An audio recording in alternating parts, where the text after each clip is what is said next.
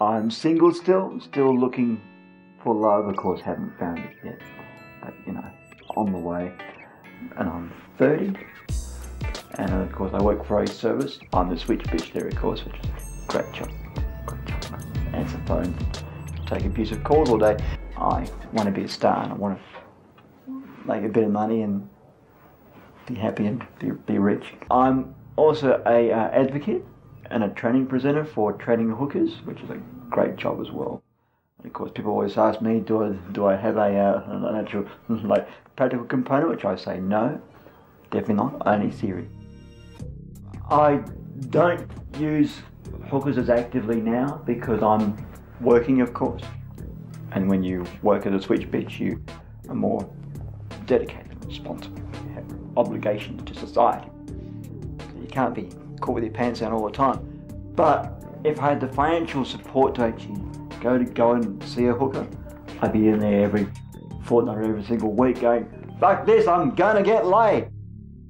Nothing like being able to go to the doctor and say, Doc, I've got a headache, and have the doctor go, I know what you need. You need a root. And to have them hand them a voucher and say, here, off you go, down the road. It'd be fantastic. Society would function better. So yes, I think there should be government funding.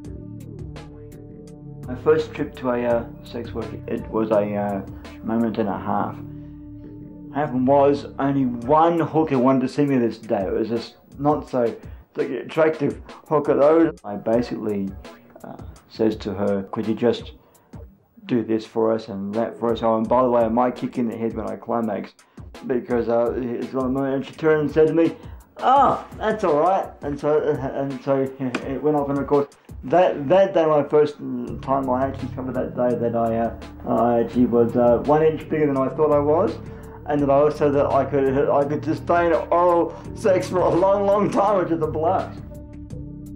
On a very serious note here, we forget the actual positives that the sex industry adds to Australia. It's a friendship, it's the companionship, it's the company. It's that whole idea of having someone else to unload all your shit on too. I want to do my disability show on TV, as I'm actually producing that right now. We've become so afraid of calling a spade a fucking well spade now, it just is ridiculous with us. And we need to start doing that. So I need to get real.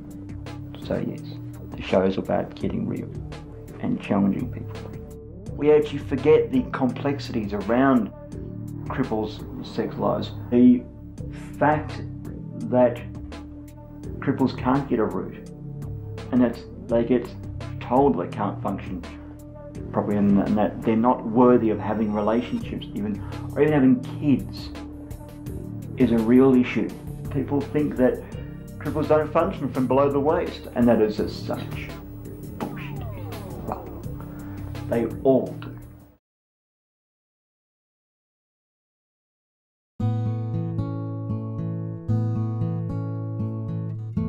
It's a basic human right. If Australians were actually realistic and blunt and honest with ourselves, we wouldn't deny anyone their sexualities. To deny cripples their sexuality is just wrong. I'm David Cunningham. I've got cerebral palsy, and I wish stereotypes would just blow away.